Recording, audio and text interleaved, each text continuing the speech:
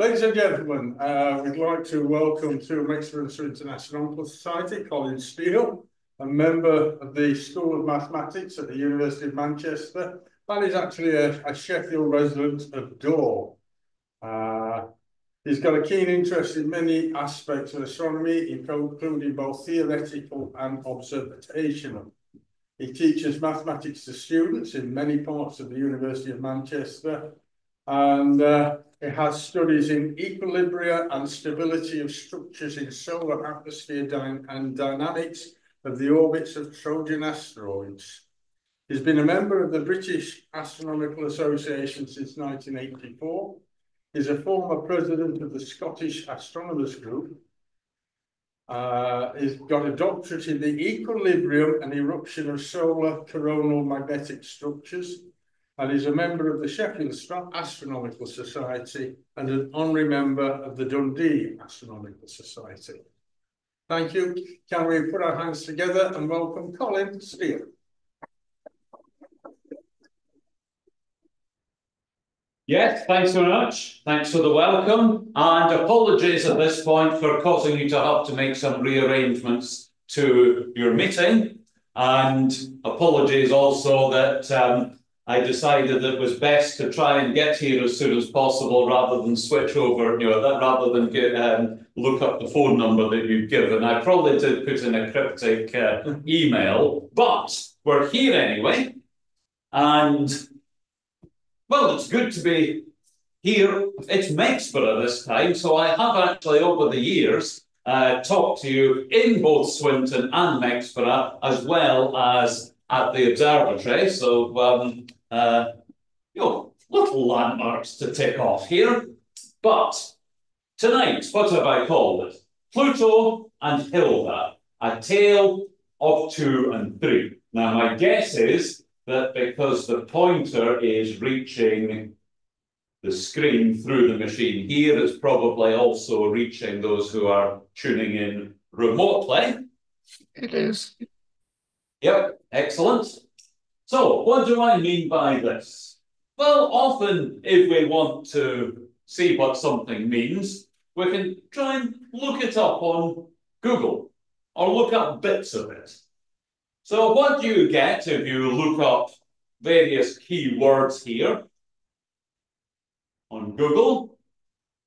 The images often give something much easier to show than the actual words here. But as far as Pluto is concerned, there seem to be 2 distinct themes here. We do have the planet Pluto, and we seem to have the Disney character. Okay. What about Hilda? And where does this word come from? Well, I noticed that it seems to have changed since the last time I gave this talk. It seems to have changed quite radically. It seemed that the last time I did a Google search on pictures for Hilda, it was coming up with various historical ecclesiastical figures. But we've got something totally different here. 2 and 3. Well, 2 seems to be mainly the number 2 in various different guises here, which is also the same for 3, but we do seem to have a more commercial aspect as far as 3 is concerned. That's probably not given you a massive amount of a step forward in terms of what is this talk about. Possibly Pluto took you partway there, but the others probably didn't give any further useful information. So let's go back to Pluto then. What can we say about Pluto?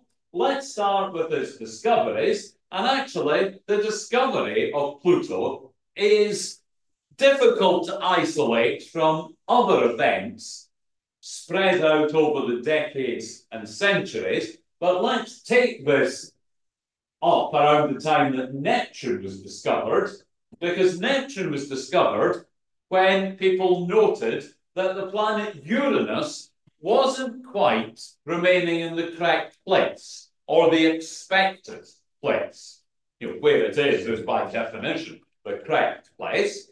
But people looked at the discrepancies in the orbit of Uranus and were able to do some sums on them and work out if there was an unknown and so far undiscovered planet influencing the position of Uranus, then where would this be? They were able to answer this one. Neptune was discovered, but it seemed there were still some discrepancies in the orbit of Uranus.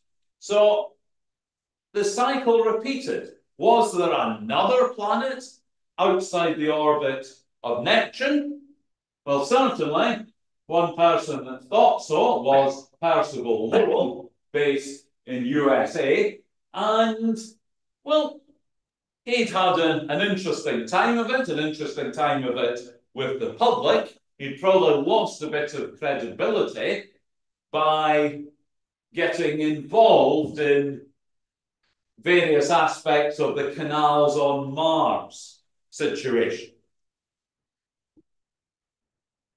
Whether he was actually truly proposing, yes, there are canals, they are artificial. That's a bit of a leap when it comes to what the fact that certain markings on Mars seem to have various linearities to them. It's a bit of a leap, and it's not quite clear how much of that leap he actually took and how much was associated with the press and so on. But the other thing he really got into was the search for this new and unknown planet. He wasn't really scraping the pennies together. He was able to fund and found the Lowell Observatory, 24-inch telescope there, but although he tried a great deal, he was unable to find the planet. 1916, he died, and the planet still wasn't discovered there.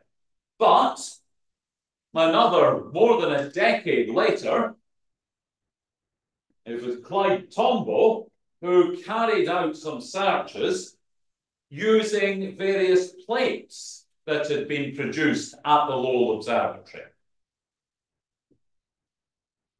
What he did was he would take various plates and also do a bit of work with existing plates and compare the various plates. He would take images, say a few days apart, and would compare them in great detail in order to find, had any object moved in those few days. Now, I did spend a few weeks working with a blink comparator once, and it was a case of you put the two plates and look through something, and then your eyes would be drawn to one and then the other. It was also a case of to distinguish which was which and make it obvious when you're going from one to the other. There was a red filter in front of one and a yellow filter in front of the other. So after spending a day intently looking at something where everything was flashing red and yellow, it had an interesting effect later on in the day. There are believe it or not, various limits for how long you're supposed to spend on this kind of thing. But less about that and more about the searches that he carried out. Using the blink comparator, yes, he discovered 14 minor planets, various other things. I spelled observatory wrongly. I'll have to correct that for next time. But his triumph came in 1930.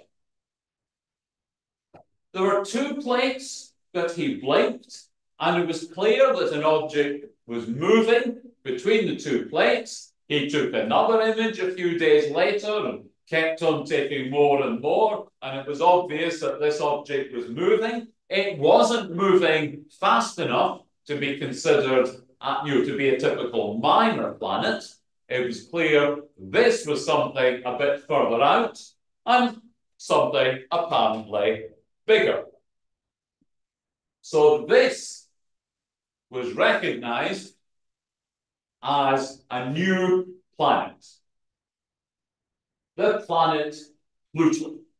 So here we have the solar system's 9th planet,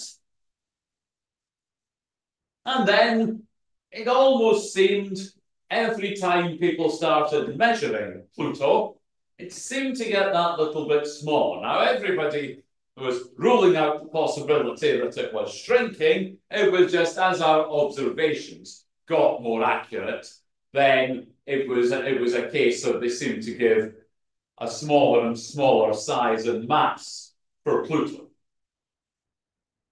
But then, more recently, around 1992, more objects were discovered in the outer solar system. So 1992 QB1, rather unassuming sounding name, but this was the object that in a sense revolutionized the outer solar system. 160 kilometers across, it would take 289 years as opposed to 248 for Pluto to go around the Sun. Now, nobody was suggesting that this would be a planet. It is minor planet sized, but it seems it uncorked the bottle, as it were, for objects, for minor planets being discovered beyond the orbit of Neptune.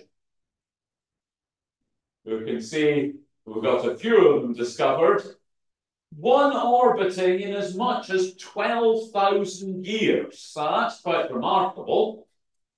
And you can just see the footnote here that we have this 1,300 kilometer object orbiting between 38 and 98, that's measured in AU's astronomical units, every 557 years. Larger than Pluto. So we have here, on the same scale, and you can see the scale compared with the Earth, some of those objects that were discovered outside the orbit of Neptune. Now you can see we've got some interesting ones here. Now, I hasten to add that sizes are estimated and detail that you see here is speculative. Well, that's probably a generous word to say it's speculative. People did not image them like this. They were able to image that was a certain brightness, it might have a certain hint of color to it, and so on. But they were able to see that in all likelihood, this object Eris was larger than Pluto. So this kind of created a bit of a ruckus in the community. If we're going to call this a minor planet, an asteroid, and it's larger than Pluto, and Pluto's advantage simply seems to be that it was discovered first. That is, it's a function of us rather than a function of the object itself. Is there really a case for Pluto remaining a planet? You could point to, well, Pluto has quite a large moon here, Charon. This object's got 2 moons. More were discovered for Pluto later, but it became clear that, yes, the community came to the conclusion, we need to make some kind of a decision on this. And the decision was made at one of the triannual meetings of the International Astronomical Union, 2006, in Prague. That they had some criteria for what constitutes a planet. Now, of course, sometimes we have seen criteria have been proposed. And on the basis of criteria that are proposed, certain objects, I'm not just talking about astronomical objects, come into particular categories. And sometimes you end up thinking, were those categories designed so that they could justify the decision that they wanted to make all along? And why do I mention this? And as a slight digression, while we're talking about the planetary status of Pluto, well, let's see. A planet has to satisfy three things. The first of those, it's in orbit around the sun. Okay, let's have a less controversial one for this. Mercury orbits the sun, it is a planet. Ganymede orbits Jupiter, Titan orbits Saturn. They are both linearly, in terms of radius, larger than Mercury. But because they are not orbiting the sun directly, they are not considered as planets.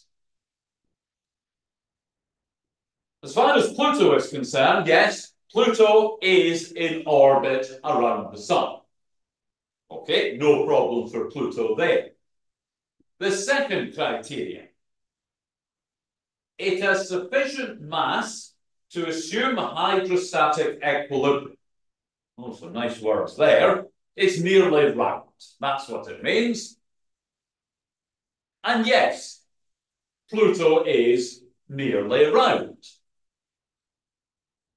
You know, you're beginning to look at, say, Saturn. Saturn's 10% larger across the equator than it is across the poles. Is it nearly round? Well, maybe the words hydrostatic equilibrium apply to Saturn a bit more, but again, Pluto does not fall foul of anything here. And the third criterion, it has cleared the neighborhood around its orbit, cleared the neighborhood of anything, any other objects that are of a similar size or larger. And Pluto has not. The orbit of Pluto, as we'll see in a minute or two, crosses the orbit of Neptune. So if Neptune wasn't there, would that mean that Pluto was a planet? Interesting one there. Sometimes I'm asked, well, if Neptune hasn't cleared its orbit of Pluto, does that put Neptune's status in doubt? And it's an emphatic no to that one, because it's all about clearing the orbit of comparable or larger size objects. So there's no comparable size object sharing an orbit or anything remotely like it with Neptune. So it seems, yes, Pluto lost the status of being a planet, and now we're down to 8 planets. The situation that had existed in terms of planets since 1846, we've got those 8 planets. Of course, when the first minor planets, Ceres and so on, were discovered, they were categorized as planets. So Pluto is not the first object to lose its status as a planet. Pluto has been the subject of the space probe New Horizons, went past Jupiter on the way to Pluto 2015, and subsequently little nudges getting it to pass close to various other trans-Neptunian objects out there. So we can see, yes, how New Horizons really revolutionized what we're able to see of Pluto. We can probably see something of the shape that we see here, but this was what New Horizons gave us, and definitely, yes, Pluto certainly seems to be at least nearly round here. And we were able to get quite some detail on the images. of Pluto. Pluto has a number of moons. The largest of those, Charon, was discovered in the mid to late 70s, and they comprise one of the few situations where you've got two objects that, as they rotate around their common center of mass, both keep the same face towards the Earth. As the moon goes around the Earth, it keeps the same face towards the Earth, but the Earth is rotating independently, so that's why we see the moon rise and set. So a first approximation, when you're on the moon, you do not see the Earth rise and set in the regular pattern that we have here. And various other smaller moons here as well. So Pluto has several moons, despite it losing its status as a planet, but of course, various other objects, various other minor planets or dwarf planets do have moons. Here we have Charon, the largest one. You can see, for example, it's not quite round. It looks fairly round in certain areas, less round in other areas. Obviously, anything down here, we're talking about the Terminator, so that's a different matter. But, Pluto and Charon, a couple of larger minor planets there. Certainly, a very interesting object, although it has lost its status as a planet. What about Hilda? What on earth is Hilda? A minor planet discovered in 1875. It was the most remote minor planet that was known at the time of its discovery. It's outside the main asteroid belt. The asteroids in the main belt will go around the sun in about 4 years, maybe 3, maybe 5. But Hilda actually takes 8 years to go around the sun. Okay, back to Pluto. Where is Pluto? Well, it's actually in the constellation of Capricornus, magnitude 14.4. Well, Capricornus is quite far south, so it is quite a low object. It's about 35 astronomical units away from both the Earth and the Sun. At the moment, yes, 23 degrees south of the celestial equator. And indeed, we can see the path of Pluto from Sagittarius through Capricornus, and around 2039, it will enter Aquarius. The general motion that you see from around here, it entered Capricornus over the last couple of years. It's got a general motion that is due to its own motion around the sun. But you can see that we also have this loop that it seems to be making about once per year.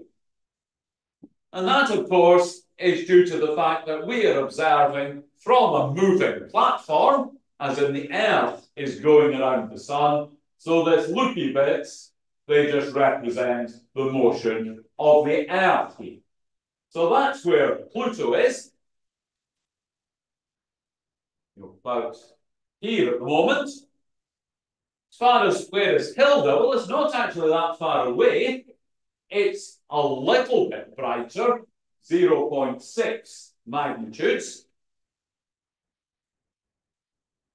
3.18 astronomical units from the Earth, 3.81 from the Sun. Moving inwards, we can see, well, we've got Capricorn down here, Pluto's off the bottom here, but Hilda, it's in the constellation of Aquarius, but Hilda will make its way around the sky once every 8 years or so.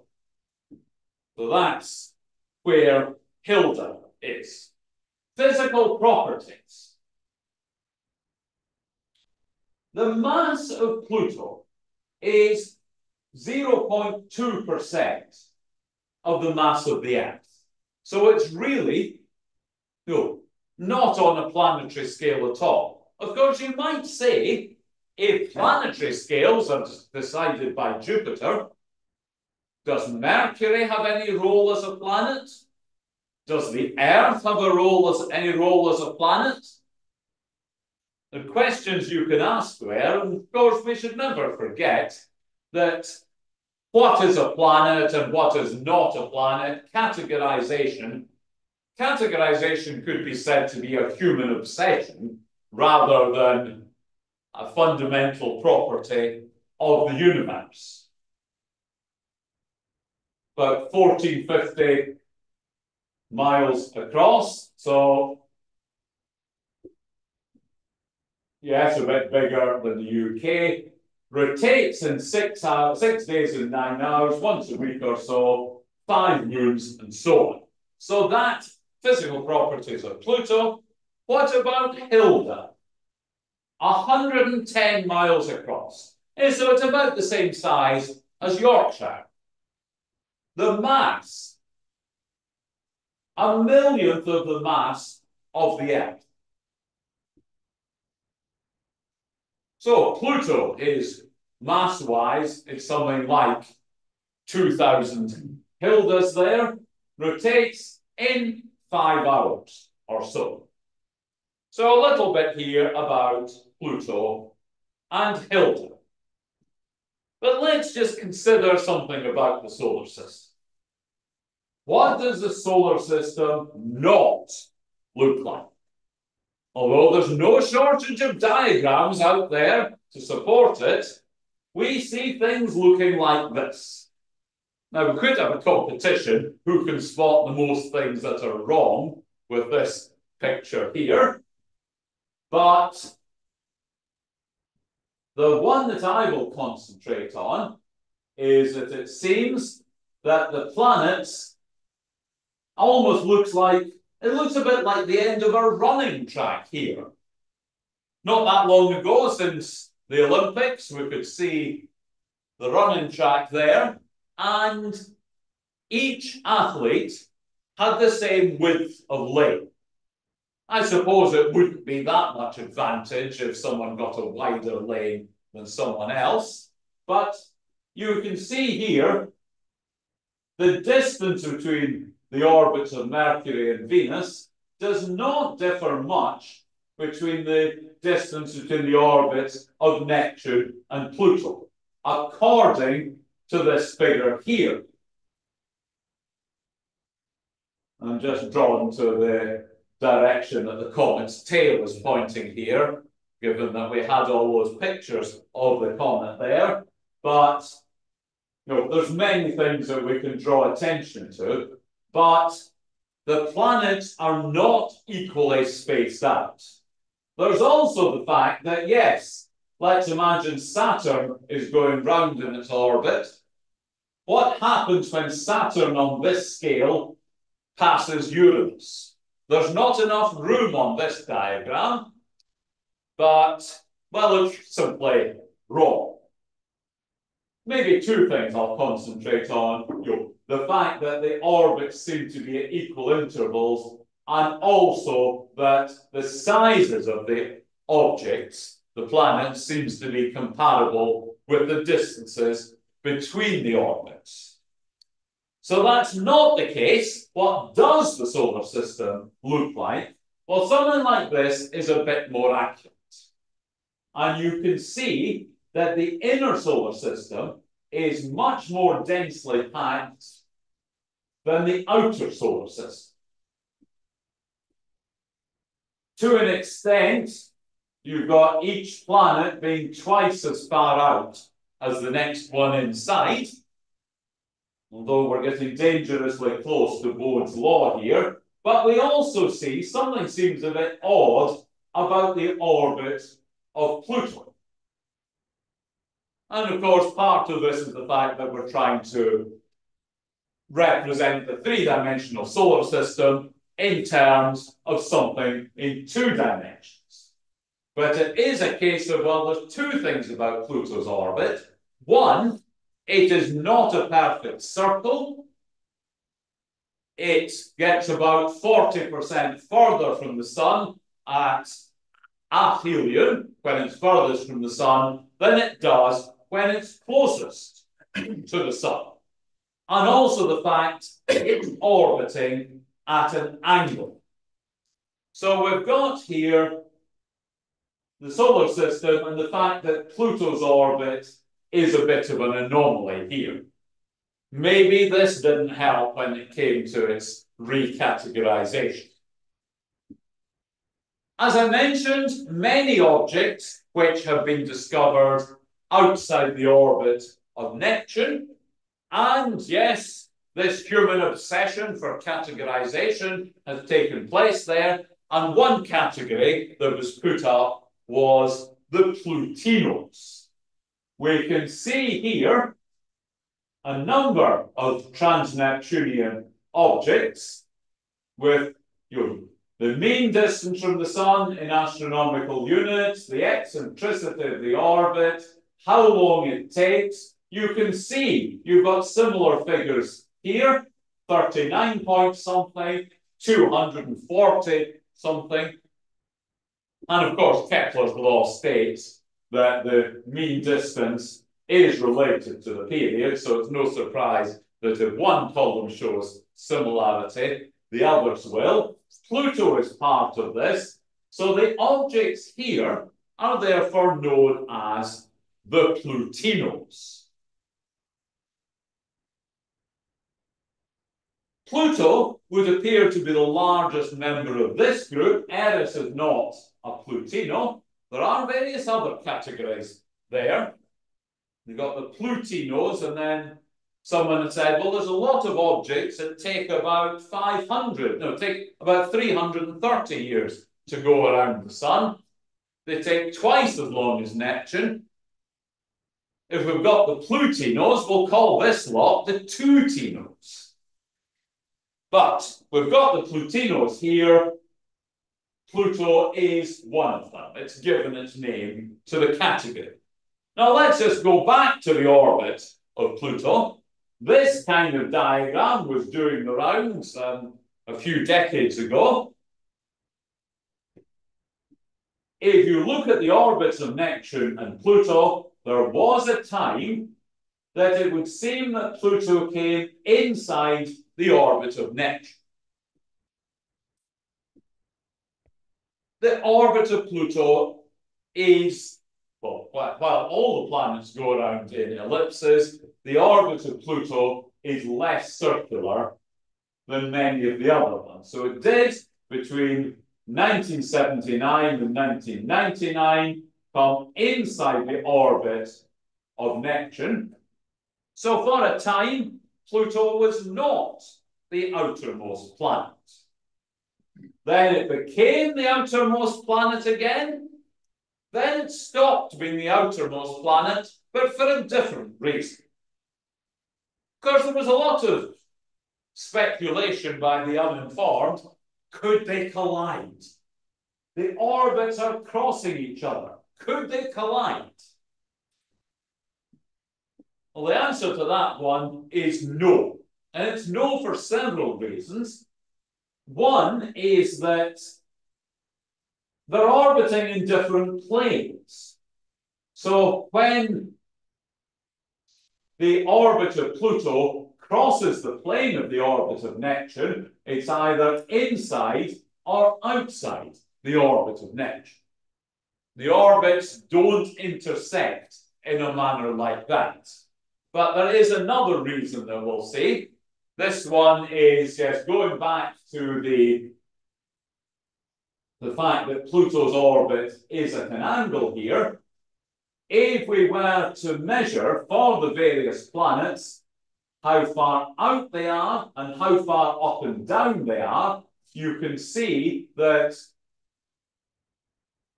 Jupiter, Saturn, Uranus, Neptune do not move much above or below the plane of the ecliptic, nor do they move that far inwards and outwards. Uranus possibly a little bit more than the others, that Pluto goes for almost 9 astronomical units above and perhaps even more below here.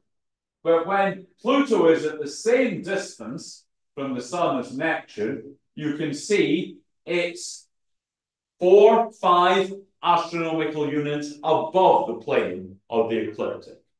Pluto doesn't get anywhere near Neptune's orbit. Okay, there is Plutinos, and you can see, as far as the distance from the Sun is concerned, they are all at very similar distances. That defines their group, but they do also have different inclinations here. So here we've got Pluto, it is about what, 17. The orbit is about 17 degrees tilted to the ecliptic. So we've got the Plutinos here. The Hildas. There are objects like Hilda. Now, it's slightly unsatisfactory if you have Pluto and a group of objects like it, that those are called the Plutinos. If you then have Hilda and a group of objects like it, logic suggests that those would be the Hildinas. But they're not, they're just the Hildas. We cannot correct every item of scientific terminology. Those are objects that have an orbit similar to Hilda. Now, I mentioned that Hilda was outside the main asteroid belt in white here, but the Hildas are the objects that you can see in brown here. They seem to be just a little bit outside the main asteroid belt, and then at certain points, they're almost as far out as the orbit of Jupiter. I suppose if we were to take away the other objects that were here, we're left with something that looks a bit like this. That it seems that, yes, the Hildas do occupy this space that looks a bit like a triangle. Now, I assure you, they are not going around the Sun in triangles. Each one of them is going around the Sun in an ellipse, and we will see a little bit more of detail of that and why it seems to be a triangle here. Yes, here we have the prototype Hilda 153, and you can see the period of them, 7.92 years, but various others of very similar figures here. Okay, what's happened to 2 and 3? We've had Pluto, we've had Hilda. I've not really mentioned those 2 simple numbers. We'll have some hard sums coming up. Well, okay, we can do a bit of conjuring. 32 minus 23 is 3 squared, something involving 2 and 3. But I assure you, it's not going to be anything looking about like this that we're going to be doing. I'm not sure whether that was relief or disappointment there, but let's start off with Pluto. The orbital period of Pluto, 248 years and a couple of days. Let's multiply it by 2 and divide it by 3. Hard sums here. We get 165.35 years. Okay, what of it? 165.35. Is this number familiar? I'm sure I heard someone say Neptune there. The orbital period of Neptune is just a few months less than that. So we've got here this situation that for Pluto going around the Sun, well, every 2 orbits that Pluto would make, Neptune would make very close to 3 orbits. you'll see 165.35 against 164.8. They're not quite equal. And I intend to return to that point. Okay. Orbital period of Hilda, 7.92 years. We're going to do the opposite now. We'll multiply it by 3 and we'll divide it by 2. So what do we get? 11.88. And again, I ask, is that familiar? And I'm sure many of you are going to tell me, let's compare it with the orbital period of Jupiter, 11.86 years.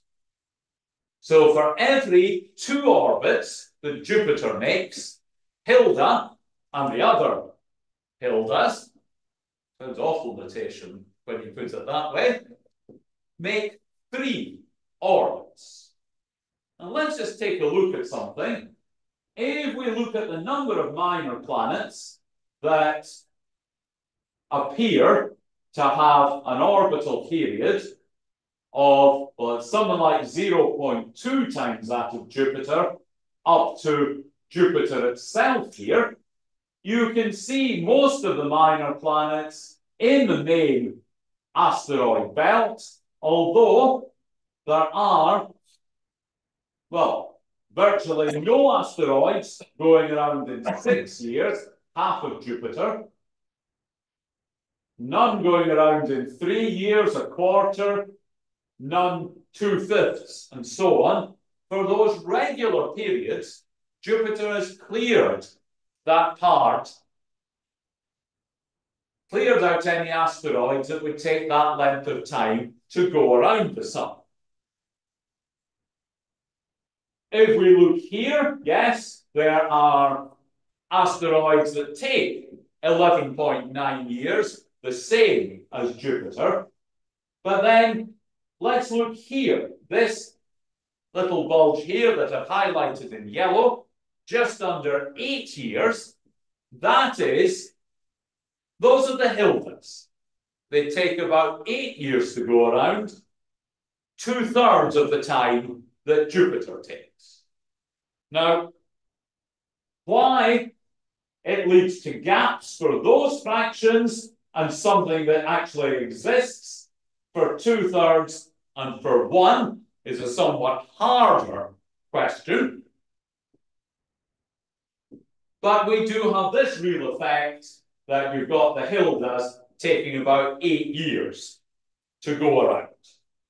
And yes, you can see there's a fair number of them, and within this period between 0.65 and 0.68 orbital periods of Jupiter, there are a few ups and downs here, but it really does seem centered around 2/3 here.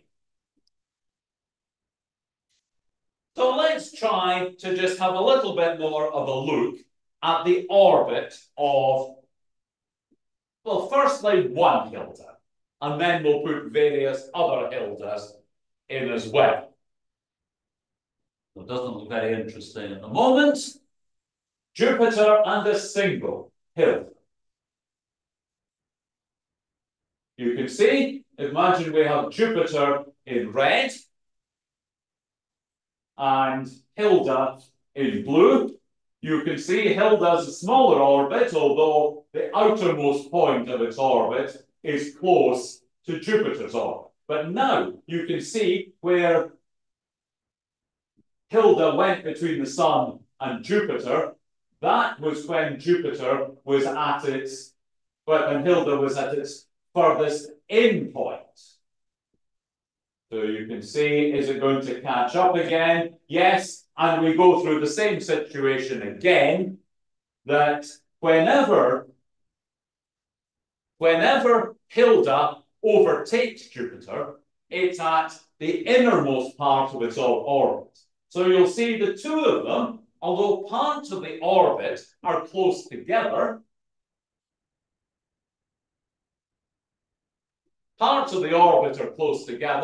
the two objects are never on those parts of the orbit at the same time. Okay, so that's that we could consider as Hilda. It turns out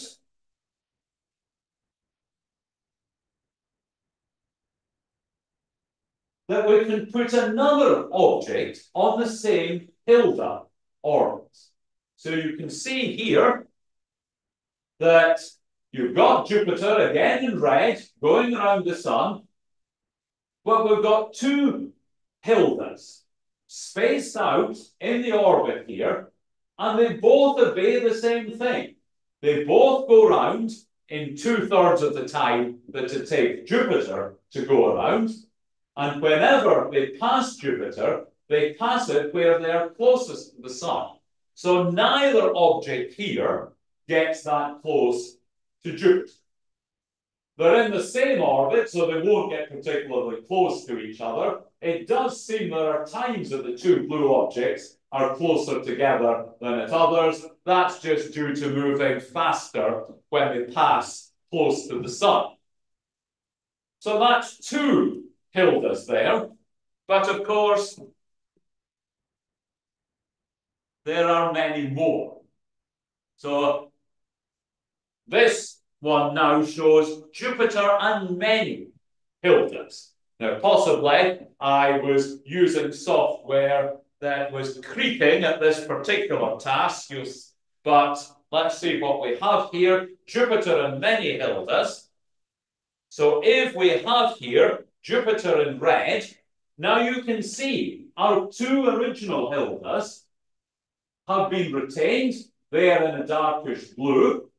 And you can see other asteroids in many different colours. Now, I'm not suggesting for a moment that there really are those colours, but what can we see here? If you focus on a particular particular example here, well, you can see that firstly, the two original ones in blue, they are still going around that orbit in blue. You can see here various other Hildas. If you look at one of those, you'll see that each time it jumps along what again is an ellipse here. So if we pick one of these, it's going on its own ellipse, but you can also see that it would appear to spend more time at one of the corners of this triangle than it does along the sides here.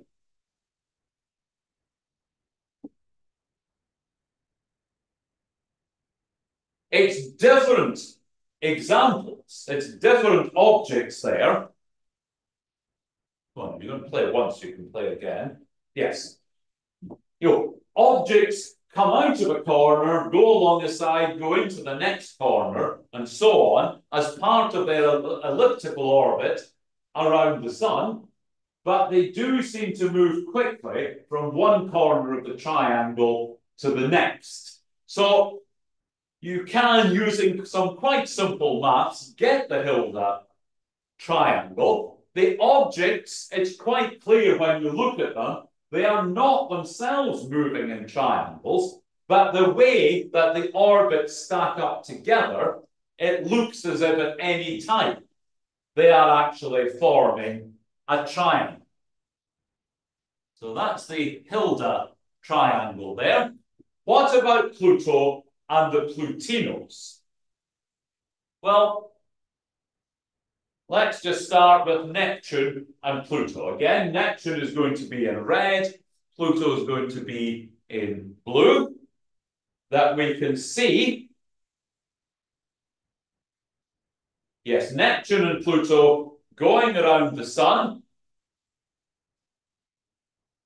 And you can see that when they go past each other, it's when Pluto's at its outermost point. So it jumps occasionally. I'm not sure why it's done that. But then, yes, that's what happened just now. When Neptune goes past Pluto, when Neptune goes past Pluto, it does so when Pluto is at its outermost point. The 2 to 3 resonance ensures that. So when we come back to, could they collide? Not only do the orbits not cross, but when they're at their closest, that's when the orbits are furthest apart. So the answer is no, Neptune and Pluto will not collide. If we now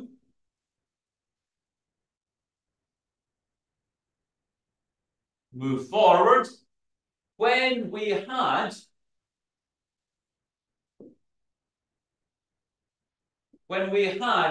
Jupiter and Hilda, I was able to get a second Hilda onto the same orbit. Now, apologies that I'm showing the innards here by mistake, but it turns out you can put 3 Plutinos on the same orbit, equally spaced out, and you can see as they go around the sun, none of them comes close to Neptune at all. It's always the case that when Neptune overtakes Pluto, or any Plutino, it's at the same point in the orbit where the orbit of Pluto is furthest out. So there's several reasons why they won't collide.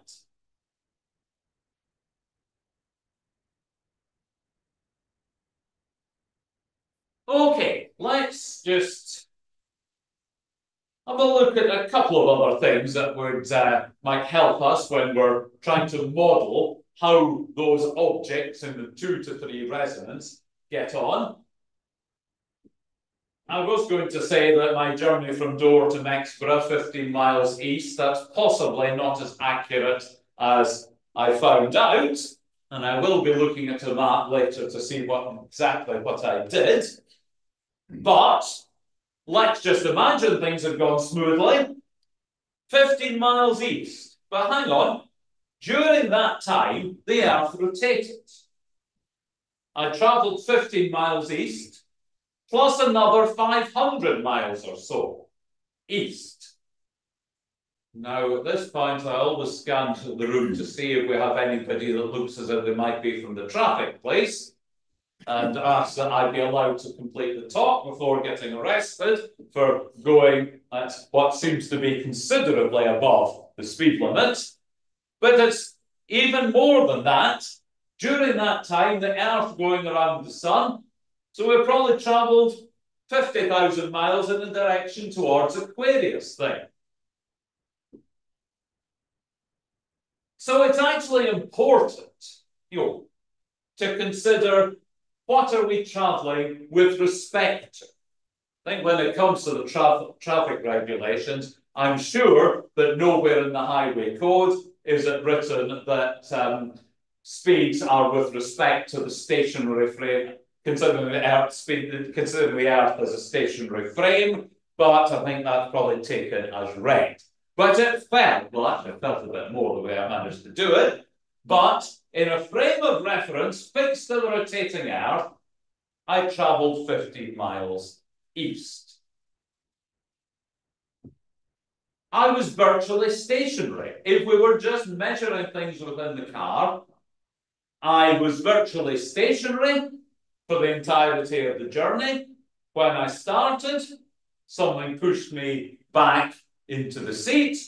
Going round the roundabout, say the one where we crossed the M1 at junction 33, something pushed me to the side, and on stopping, something would have pushed me slightly out of my seat. And those are the fact that the frame of reference wasn't stationary. Now, if you go to certain museums or similar places in Paris, you might see some of the pendula that Foucault had erected there. And the effect is exaggerated here, but it turns out that with the Earth rotating, the plane of a pendulum will vary on nothing like the time scale that's mentioned here. When you've got things rotating, yes, you do need to put in various additional forces here. Forces that don't really exist. How many times do we remember from school the physics teacher saying, there is no such thing as centrifugal force? Oh, well, I've mentioned it here, and maybe show a demonstration of it, but centrifugal force is a force that forces you away from the center of rotation. Coriolis force is when you're moving. It puts you to the side. So let's imagine here we have a disk that is rotating. And on this disk, we have that black spot. Initially, it was fixed, and then kind of we let it go. It continues in the same direction that it was going.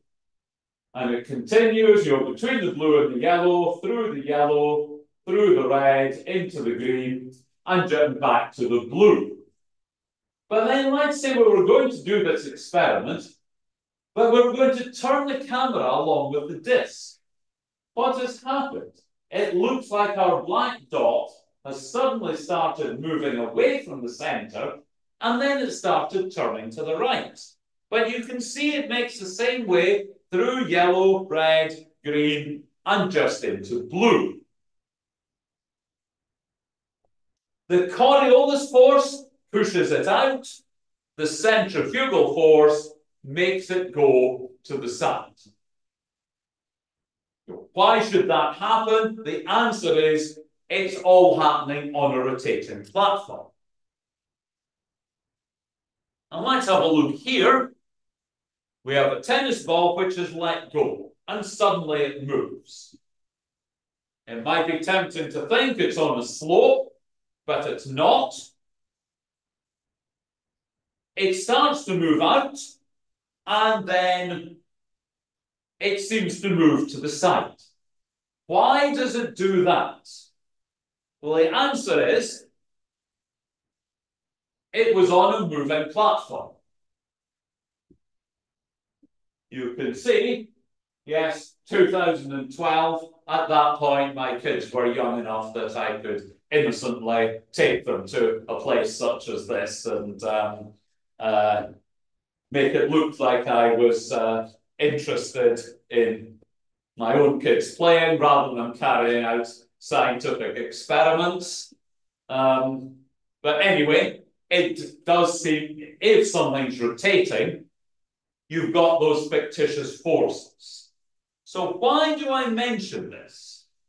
Well, if we want to model what's going on with the Plutinos, what's going on with the Hildas, you've got, well, in one case Jupiter and in one case Neptune, and the fact that it's moving makes it that bit harder to model. So what we sometimes do when we're trying to model those things, we work in a rotating frame, as if we're rotating the camera to see what's going on.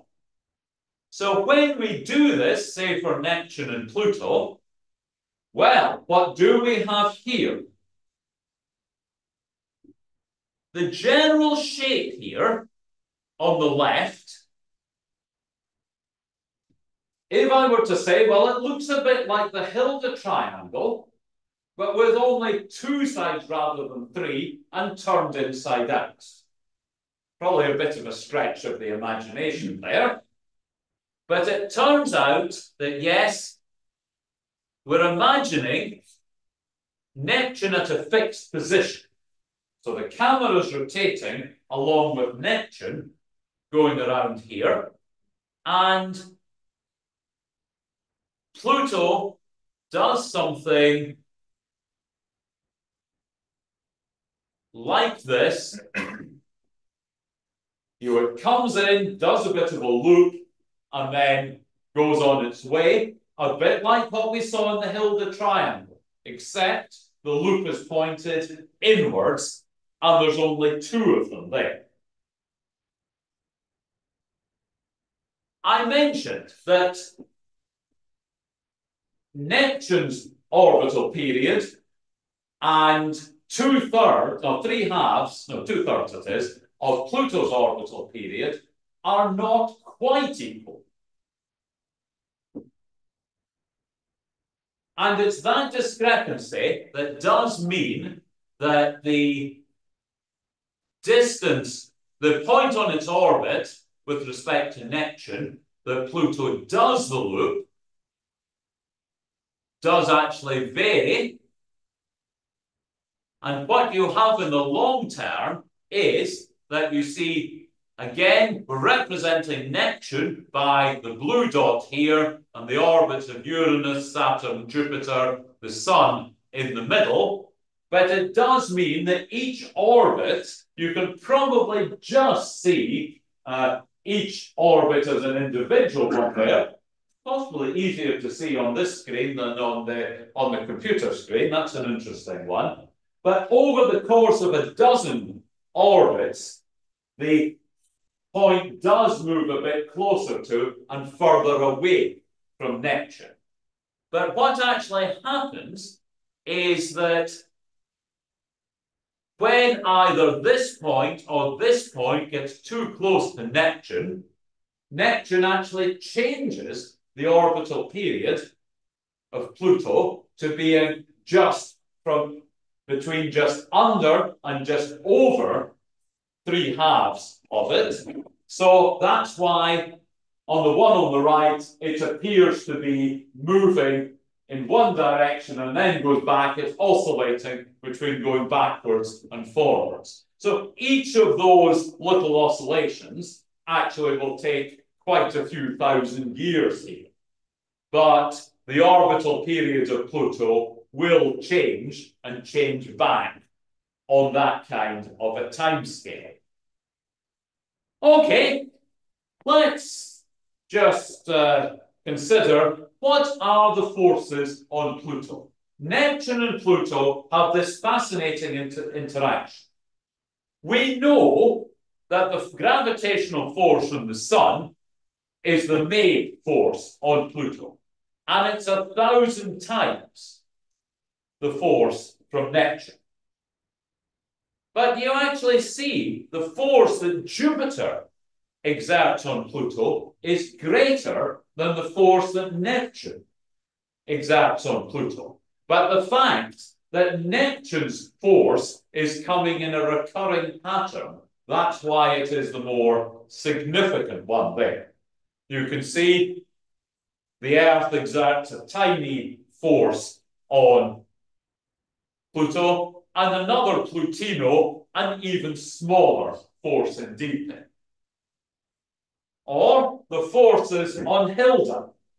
If we say that the force that Jupiter produces on Hilda is 1, the Sun produces a force 94 times as great, but you can see all of the other forces, including that of Saturn, are considerably less here.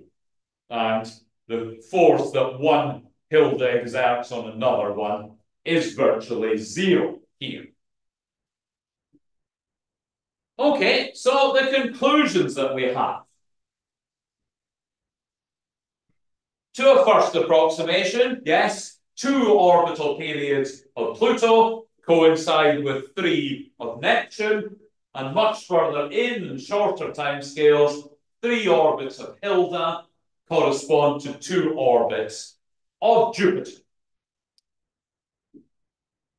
That's the perfect situation. Of course, nothing is ever quite the perfect situation, but you've got slight oscillations that Pluto will be on the 248 years for some time, and then it will jump after a few thousand years, and a few thousand years later, it will jump back. But let me finish just by asking a couple of questions. Which planet do you think Pluto comes closest to? It's not Neptune. There's all the speculation, would they collide? It's not Neptune. The planet that Pluto comes closest to is actually Uranus. It will come close to Uranus, or not that close, but closer than it does to Neptune. And I suppose the other one, if you were to take the average distance between Pluto and the various of the planets, which one would Pluto be on average closest to? Yes, it would be Mercury. Because if you think in terms of,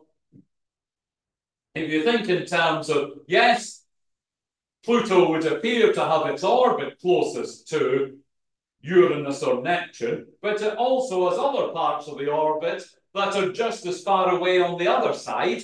And when it's halfway between those, it's a fair amount out to the side. So the outer planets, one by one, would disqualify themselves on this one. And we're left, although I've not really considered the effect that Mercury's orbit is a bit more eccentric than, say, Venus, but it would seem that on average, the planet closest to Pluto is actually Mercury. Okay, so there we have it. Pluto and Hilda, a tale of 2 and 3. Thank you. Oh, thank you very much for a very interesting talk. And I'm sure people have got questions. I know I've got 1 or 2. So, usual format. If you want to ask a question and you're online, then please raise your hand.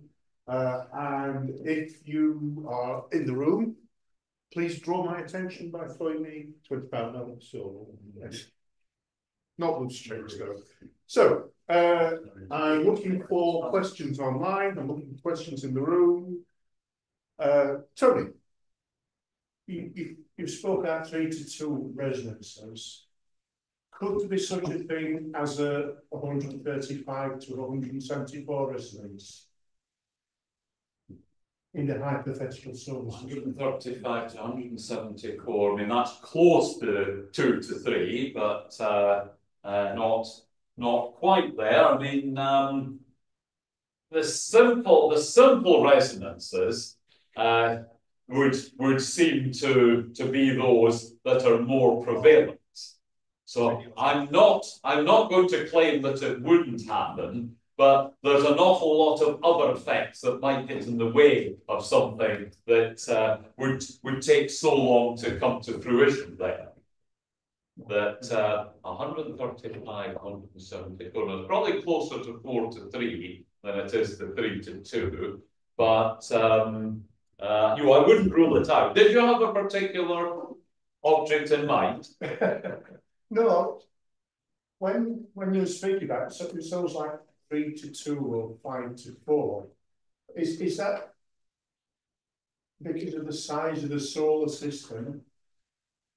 Could you have a solar system of a strange size, a very big spread out solar system, which gives you different resonances than 3 to 2 or 5 to 4? Well, there does seem to be something special about 3 to 2. Okay, right. That they do their simulations, and this is one that comes up. They have observed things in the 3 to 2, which is of course just as important. If they were to look for, say in the case of 2 to 5, as far as the asteroid belt is concerned, that's something that doesn't happen. But I do believe that there are 2 to 5 involving Neptune, in the same way that you've got Pluto 2 to 3. You've got obviously a smaller number of objects there, but the 2 to 5 could involve Neptune there. So it is not. I mean, as I say, you can do the simulations, and you can do the observations, but neither of those two really answers the question of why. They can help you a great deal, but the why of it is a hard one. Okay, so in chaos theory, we have the attractors. So that simulation we did with the double look, Ah, yes. That looked like an attractor to me in one of these chaotic systems. Oh. Yes, that's one to think about there, that, you know, what they do is you've got, I'm not going to claim it's a physical object, but you've got, you know, some properties of an object. They would seem to be oscillating, and then suddenly they move over and they oscillate in a totally different matter. And then they might go back randomly, so they flip between the two. And of course, yes, you do have the situation that, you know, we had. So you describe, is it the Lorentz attractor that's split like that? Yes. So yes, you've got. Oh, it's not showing there. But this was the one with the purple loop, yeah, going in one direction and then the other. In a sense, you've got, it is more predictable in this one, that once the loop starts to come close connection, it will go into the other state and will start moving in the other direction. Thank you. Sorry, I'm just thinking, you know, you're talking about these going, there's those two satellites around Saturn that sort of change places. Oh yes, Janus and Epimetheus, yes. Yes, I mean that's I remember when Voyager discovered those, I remember before Voyager was there, I remember I forget the name of the person who was credited with the discovery, but I remember Patrick Moore putting in some of his books that he was sure he observed Janus before the discovery there, and it turned out, well, there are actually two of them there, but I remember when Voyager went past and we were showing the simulations of them swapping orbits there, one moving out, one moving in. And I was thinking, oh, that can't possibly happen. That's too perfect to possibly happen. But then it was much later. I was doing a bit of number crunching, and yes, it doesn't require that sophisticated a computer program to see that this really does, well, it can actually happen. You know, how you get them into this configuration is perhaps a bit harder, but once they're there, then a simple program will have them do, a dozen interactions before it starts to fall apart. But they'll obviously, they've done many more than that. Your simulation of the Hildas yes. and the three nodes. Two of those nodes coexist with two other groups of asteroids, the Proteans and the Greeks. Is there any interactions between those and the Hildas? Do they swap allegiance? Oh, that would be an interesting one. Because of course somehow, if you look at the names of the minor planets in the Trojans, they are named after the characters in the War of Troy, and it was only after that they'd got a few people in from that story and had put them into the two camps that they said, hang on, let's put the Greeks into the group running ahead of Jupiter, we'll put the Trojans into the one running behind. And someone said, well, actually, you've already got one of each in the wrong group. And rather than swap the names, they said, well, those can be the spies in the opposition camp, because there was plenty of spying going on during that war. But of course, are we saying that yes, they could move from the Greek camp when Patroclus went off to the Trojan camp to do some spying, could have moved into the into the Hilda group, done a few circuits around the Hilda triangle, and then moved out into the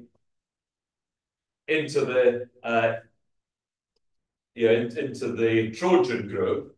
What I suspect is it is not particularly common. You can see I'm not ruling it out, but the Trojans at that point generally are moving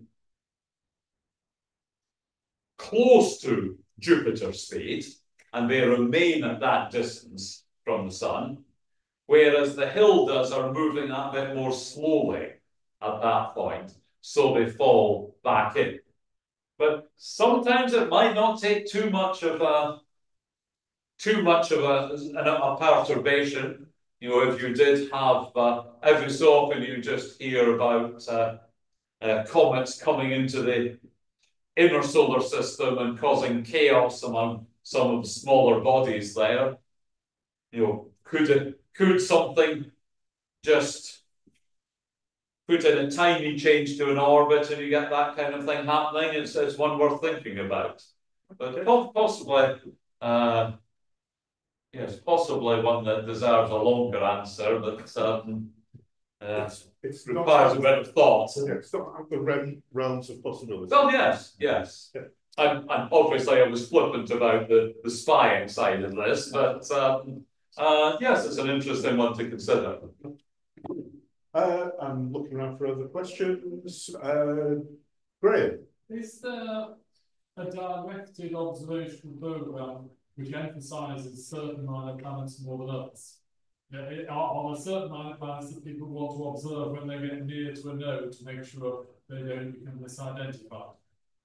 Ah, yes, that's an interesting one. I'd probably have to refer you to say the BAE minor planet section there. That I'm sure they've got plenty of observational programs there. And yes, I mean, while it's nice just to take a few pictures of your favorite asteroid or whichever asteroid is bright enough to come within the scope of a typical camera, probably for those with more powerful observational equipment, yes, there could well be some projects there. And I mean, a lot of publicity is given to when spacecraft go there, but not something you can do on a particularly regular basis. Okay. I've got no questions online. We've got Tony Lawrence. You said that Mercury is on average closer. So Mercury's orbit isn't purely described by Newtonian physics. That's true. I mean, strictly speaking, for any of the planets, it's just Mercury's effect is big enough to measure. But Mercury precesses because of the effects of Einstein's general relativity. Yes. So does your model fall apart quicker if you don't take general relativity? Or does it not matter? I suspect it probably doesn't change things much at all. But yes, I suppose if you were to consider, yes, if the ellipse precessed a little bit for Mercury, then I suppose as far as Pluto is concerned, you might find that the average distance depended on whether the ellipses of Mercury and Pluto are pointing in the same direction, opposite directions, perpendicular, and so on. That's an interesting one to, that's the kind of thing that, yes, you can put in a few. Can be computed relatively easily, but might be for you. I wouldn't do it on a bit of paper, I hasten to add. Okay. Okay, I think we've worked Colin hard enough tonight. And Peter Lloyd. Peter Lloyd. Peter Lloyd, online, your questions. I'm sorry if I'm coming in at the last moment, Paul.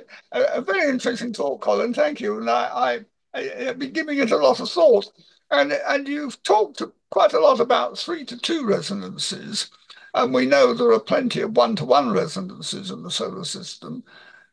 In satellite systems, you get 2-to-1 resonances, but do you get them in planets? I get the impression that 2-to-1 is in some way forbidden. Yes, I mean, as far as Jupiter is concerned, things that would orbit the sun in something like 5.94 years are very rare, because every 2 orbits you would get Jupiter creating the same effect again, and it would gradually move them out. But on the other hand, you do have things that are going around in twice the orbital period of Neptune, the 2 Tinos. So there is an asymmetry there. It seems to work from one respect in one direction and not in the other. Now 5-to-2 also comes into it, that you do get some of those, which it seems, I mean, it would be flippant for me to say they seem to work in the outer solar system, but not the inner solar system. That would not be a particularly sensible thing to say. But maybe it's when you got it might be which side of the 5-to-2 or the 2-to-1 the larger object is. So, there are various resonances there, but the 2-to-1 and the 5-to-2, they seem to exist with reservations. All right, so you don't have asteroids at 2-to-1 resonance with Jupiter, but you do get them in the outer solar system. Yes, outside. Yes. Okay, thank you. Roy. Sorry, I'm just going to comment on resonances. I mean, we do have resonance. I mean, the major moons of Jupiter are in resonance. Yes. The moons of Pluto are in resonance. And then this type Kepler 1900 and whatever it was, all the planets in that area, they are calculated to be all in resonance. So it's all resonances around all over the place, as far as I can see. Well, that's true. I mean, it's only a case of understanding why they so obviously seem forbidden in some situations and then encouraged in others. It's yes, there's not an answer to that one at the moment, really. We could always fall down the hole of Bode's law. That's true, yes. Yes, it's quite fascinating, that one. And the fact that it ended up being used for its predictive power, although there's really, there's no reason why it should be that way, but it did work for a long time. Maybe it's a dark resonance. Well,